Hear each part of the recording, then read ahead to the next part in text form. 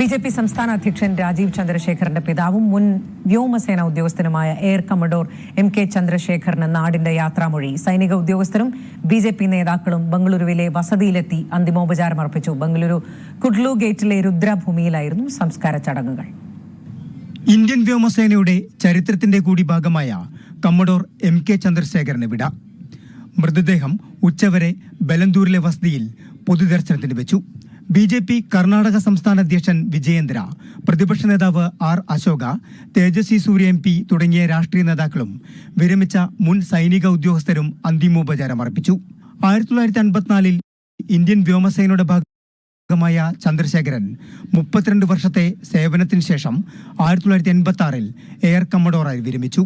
സേവനകാലത്തിനിടെ വ്യോമസേനയുടെ നിർണായക ഓപ്പറേഷനുകളിൽ പങ്കെടുത്തു. 1947 മുതൽ 1971 വരെ വായുസേനയുടെ അഭിമാനമായിരുന്ന ഡക്കോട്ട വിമാനങ്ങൾ പറത്തുന്നതിൽ പ്രാഗൽഭ്യം തെളിയിച്ച വൈമാനികനായിരുന്നു ചന്ദ്രശേഖരൻ. പാകിസ്ഥാനും ബംഗ്ലാദേശിനുമെതിരായ യുദ്ധങ്ങളിൽ അദ്ദേഹം ഡക്കോട്ട വിമാനങ്ങൾ പറത്തി.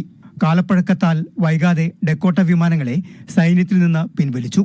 എന്നാൽ പിതാവിന്റെ യുദ്ധസ്മരണകൾ നിറഞ്ഞ വിമാനം മകൻ രാജീവ് ചന്ദ്രശേഖർ ഇംഗ്ലണ്ടിൽ നിന്ന് തിരികെ എത്തിച്ച് അറ്റകുറ്റപ്പണി നടത്തി വ്യോമസേനയ്ക്ക് തന്നെ സമ്മാനിച്ചു.